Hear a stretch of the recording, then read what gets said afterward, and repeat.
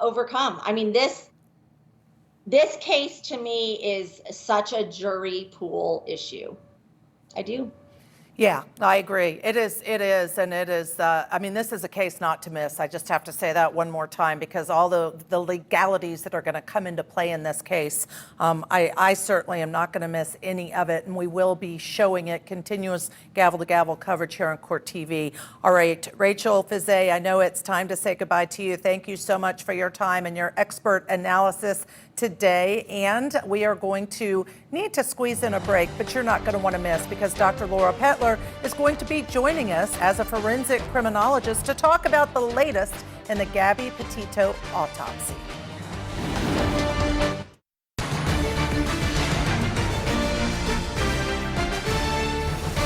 Happening today, Gabby Pitito's family is headed to Wyoming to collect her remains. They will reportedly have her body cremated and return home with her ashes this weekend. Now, this comes after Gabby's autopsy results were released yesterday, where the cause of death was revealed to be strangulation. Of course, the manner of death was a homicide. Her boyfriend, Brian Laundrie, is the sole person of interest in this case, but remains missing.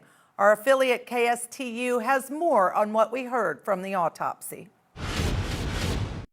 It was perhaps one of the biggest pieces of information not released until now. We hereby find the cause and manner of death to be the cause, death by strangulation, and manner is homicide. Gabby Pitito was strangled to death as she and her boyfriend, Brian Laundrie, traveled across the country in Gabby's van.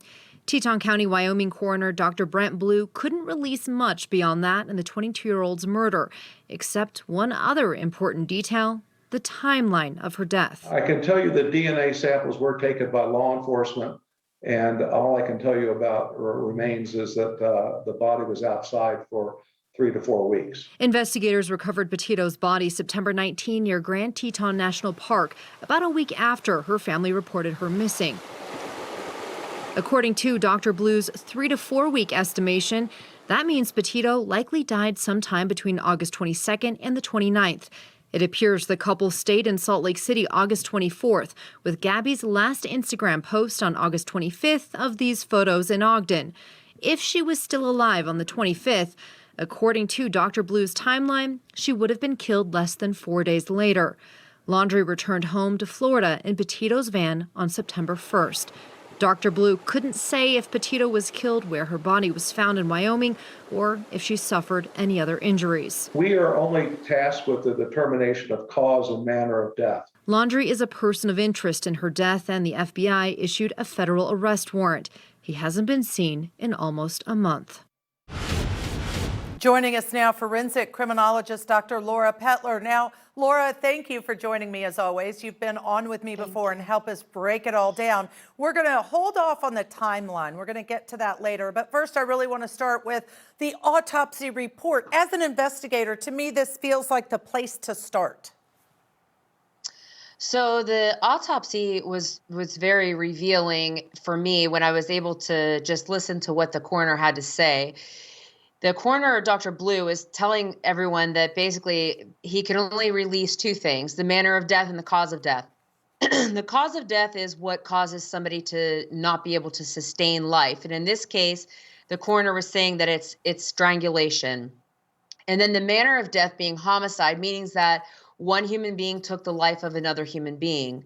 And so there was a lot to be read into, so to speak, when he says those 2 things. And then going from there, from the domestic violence standpoint, strangulation is a lethality factor. Incomplete strangulation, as some people call it, or non-fatal strangulation, as other people call it, is something that is very characteristic in domestic violence patterns of behavior between victims and offenders. And it's very dangerous. And so it wasn't a surprise to me whatsoever that her cause of death was strangulation. So let's talk about what the autopsy report doesn't tell us. I mean, first of all, you're right. Domestic violence, anytime when it's a personal, strangulation may not be a surprise because that is a personal type cause of death. But Laura, what it doesn't tell us, and he specifically said during the press conference he could not reveal or share the information, is whether it was manual with hands or rather some tool, object was used to strangle Gabby Pitito. And what's the difference between the two? How important is that piece of information to an investigation? It's critically important, and I think it's important also to recognize that Ms. Petito's body appears to have been outside for at least a few weeks, according to the coroner, prior to the discovery of her body. And with that comes a lot of challenges that can present in autopsy or in a postmortem examination because of the weather, because of other factors and variables that can affect the decomposition.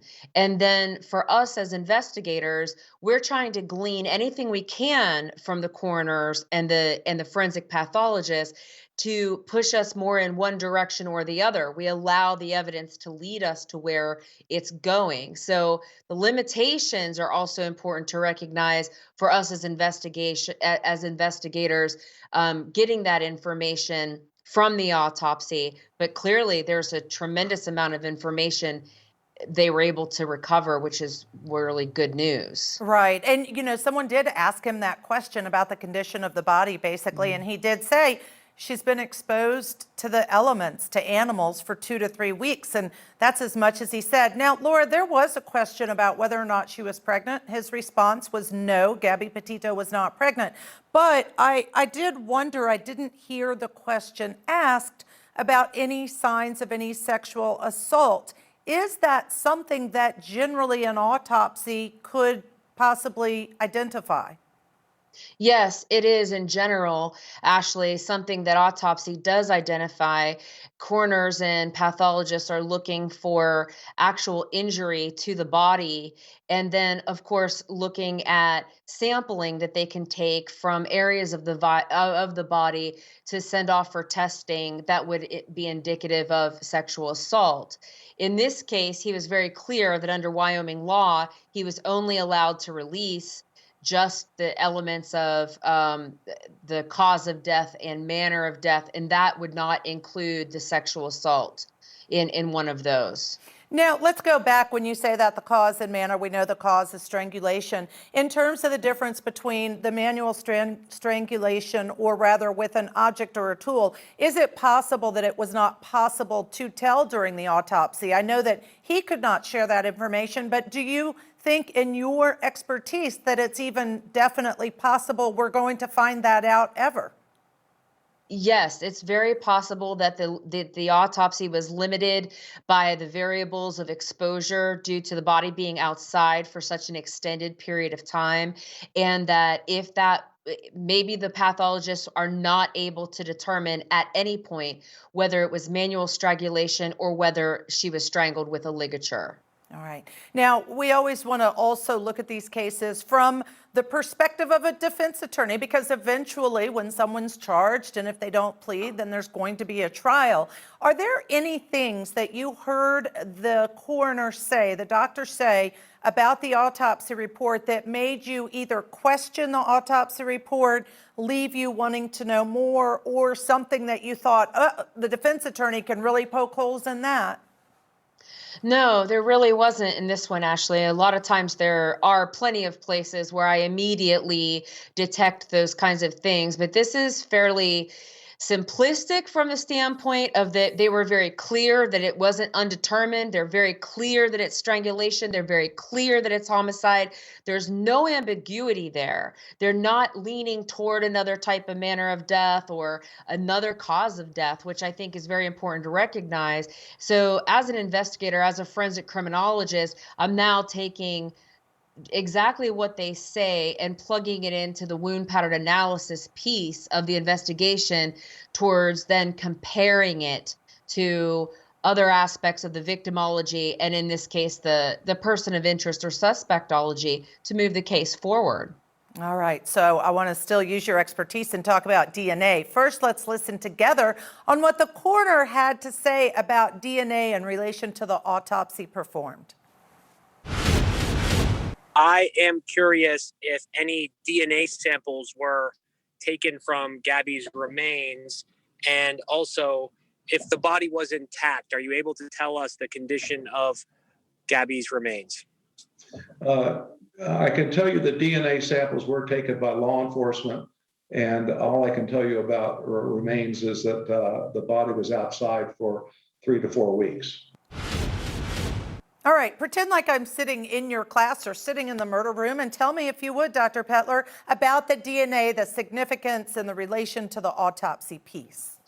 So first, let me preface that I'm not a DNA expert, but I can speak to DNA as far as like how we use it in an investigation. So what the coroner is saying right there is that law enforcement, of course, did take samples for DNA testing, but due to the fact that the body was outside for an extended period of time, he wasn't willing to go further than that. So the autopsy results combined with the DNA results would clearly, even from the skin, fingerprints can be taken from skin, DNA can be taken from skin. And even though you might get the dominant profile in that type of a sample could be, of course, Gabby, there could be other identifiable DNA profiles within that sample as well. It would be called a mixture, and then they can potentially identify that. No one's going to know that information because they're probably going to hold all of that pretty close to the vest, pending the outcome of this investigation and towards making an arrest in her case. Sure, and just a reminder, of course, all of the details aren't released. All of the viewers and us know that's what they need in order to finish their investigation and see where the evidence leads them. So, of course, no surprise, I think, to any of us that they're not able to release all of the details of the autopsy. Let's listen together, if we could, please, to why it took as long as it did to get the autopsy back from the coroner's perspective. I just wanted to know if you could explain why it took about a month for this process to finish. I think a lot of people were hoping that they would learn this information sooner. So I just think if you could just explain the process and why it took a month. Well, the main reason was that we were very exacting in our examination and the detail by which that examination was done. We were waiting for various specialists to come in and help us with this investigation. We were waiting on toxicology to be returned, and it was just a matter of making sure we had everything right. All right, Laura, in my experience, being in a very large metro community, it's not that long for it to take a month to do an autopsy correctly. What's your perspective? Agreed, Ashley. Here in North Carolina, when I was with the DA's office as the investigator there, it could take up to 90 days to get an autopsy report back, and actually much longer to get toxicology results back. The reports came in separately in North Carolina at that time. So a month is actually not very long from my perspective, considering that not only were medical professionals involved from the pathology standpoint, but also most likely anthropologists and some other experts were brought in to make sure that everything was accurate. The coroner is definitely committed to accuracy here, so it appears that he took his time and made sure it was done right. Yeah, I absolutely agree with you. All right, one last question before I know we'll need to squeeze in a break, and that is, how can an autopsy report, or can it be used to help locate Brian Laundrie, a person of interest in this case? Or can it? I don't know that it can in this particular case, except for the fact that if there are any samples that go to the lab that come back positive, indicating that he's involved, because of the history of their trip together and everything, I don't know about the relevance, if that's going to point the investigation that way, or if something came back of somebody else on her body or clothing or something like that, where would that take the investigation as well? So autopsy results can point the investigation one way or the other sometimes, but I don't know about it in this case due to the exposure and the elements of how long she was out there. All right, and certainly everything that we've been reporting and watching, law enforcement is on it doing a thorough investigation. We don't have any reason to believe that they're not making every possible effort to find Brian Laundrie, and work on where the evidence takes them in the Gabby Pitito homicide. Coming up, you're going to stay with me, Laura. We're going to take a closer look at the possible timeline when Gabby Pitito died. Our forensic criminologist will tell us what that means for the investigators. My name's Eric. I'm with Moab Police. What's your name? Gabby. Gabby, how old are you? I'm 22. What happened? What's going on? I'm just having a very stressed morning. Yeah. Is this your husband or boyfriend? My fiance. Fiance? Is he a pretty good guy? Yeah. What happened over at Moonflower? Well, I was just really stressed this morning trying to get a lot of work done, and I was apologizing to him.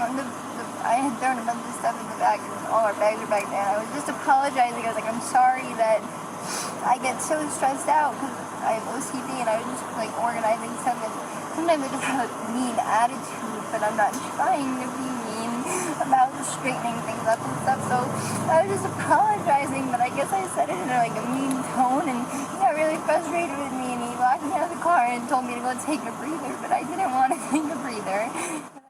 Welcome back to Court TV Live. I'm Ashley Wilcott. Thank you for joining us. So when did Gabby Pitito die? Given the new information from the autopsy results, we do have a much better idea. Evidence reveals she likely died between August 22nd and 29th. Let's look at the timeline of Gabby's last week. So first of all, August 12th, and again, this is 2021, this year, Gabby was seen on body camera after the incident with Brian Laundrie. And let's move to August 17th. That's when Brian Laundrie flew from Salt Lake City to Tampa, Florida, where he closed up the couple's storage unit. He then rejoined Gabby on August 23rd. August 27th, Pitito and Laundrie were reportedly seen at the Mary Piglet's restaurant. Witnesses say that they had some sort of incident there, and Gabby seemed upset. Now, on August 29th, the woman on social media claims she and her boyfriend gave Laundrie a ride in Wyoming. Laundrie reportedly told that couple that he had been camping outside the Grand Teton National Park without his girlfriend, Gabby Pitito. On August 30th, Gabby's family says that was their last contact with her, August 30th. They claim the text message, though, didn't sound like her, and they don't believe that it was sent by Gabby. On September 1st, Laundrie returns to the couple's North Point, Florida home in the couple's van, but without Gabby. September 11th, Gabby's family officially reports her missing. And then on September 19th, the body matching Gabby's description was found in the Grand Teton National Park. Her remains were officially identified on September 21st of 2021. And of course, the search continues for Laundrie, who vanished into the Florida wilderness, and he has not yet been located. Still with us to break this down, forensic criminologist Dr. Laura Petler. All right, Laura, let's try to construct a timeline surrounding her death because a couple of things overlap. So first of all, we know her body was found on September 19th. We know the autopsy report says time of death 2 to 3 weeks before that, which is August 22nd to the 29th. Let me leave you with that. Where do you go from there? What are your thoughts? So for me, I'm looking at the timeline from the standpoint of the cycle of violence. And so we know that their cycle of violence is in the heated up stage where they are stopped by the Moab Police Department on the 12th. And then as they proceed forward, once that cycle of violence moves through the phases, they go into this honeymoon phase, and then there's some type of a crisis again. And we see that evidence on the August 27th, which was a Friday, where they were seen at the Mary Piglet restaurant, and Gabby appeared to be upset. There's something about they're just not getting along. Like there may be periods and then they're not. And then he goes off and then rejoins her from Florida. And then at some point there is a gap in the timeline, and his entire behavioral pattern changes, where they are traveling together, they're doing things together, they're in the van together, then goes to, from the social media person's report, that her and her boyfriend picked him up gave him a ride. He had been camping alone. This is a complete break in the routine of activities. And from the investigatory standpoint, that's where our focus is, where that break in the routine activities is. That's what we see in most of the staged homicides that we work here. Is the break in routine activities is a very strong indicator of some significant event happening prior to that break.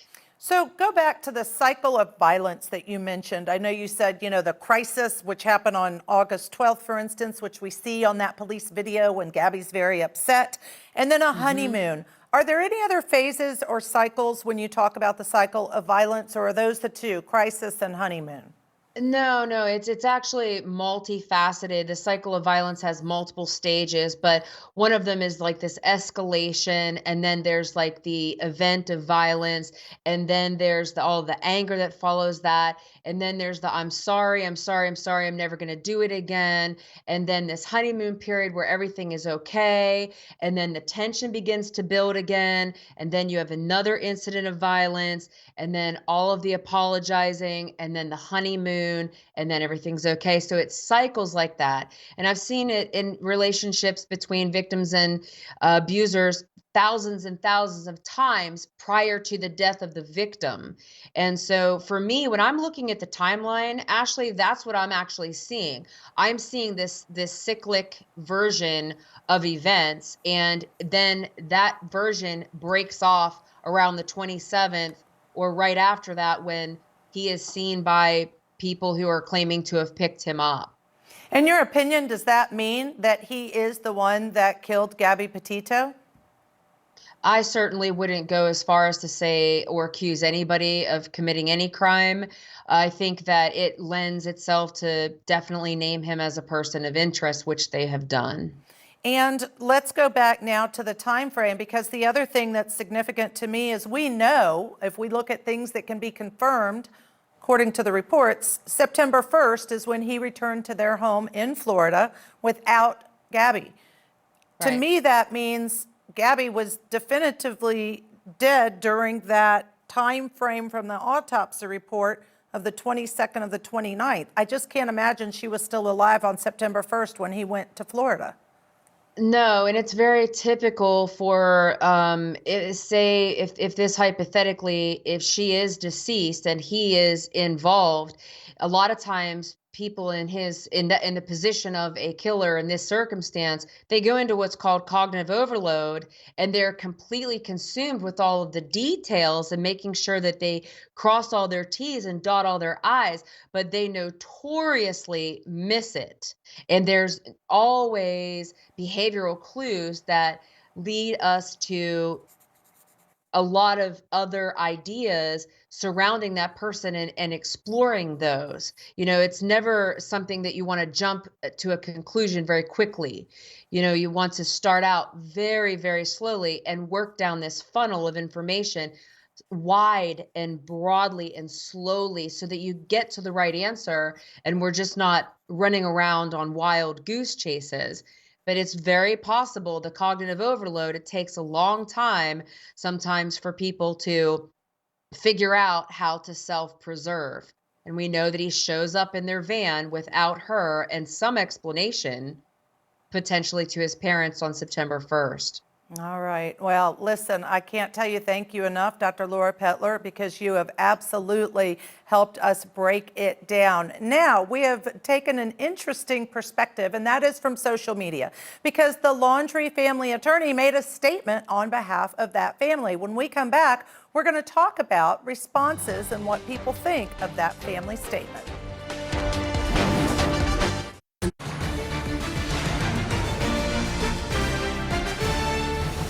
Did the Laundrie family help or hurt themselves in the court of public opinion by releasing a statement right after the release of Gabby Pitito's autopsy results? A reminder, here's what the statement said. Gabby Pitito's death at such a young age is a tragedy. While Brian Laundrie is currently charged with the unauthorized use of a debit card belonging to Gabby, Brian is only considered a person of interest in relation to Gabby Pitito's demise.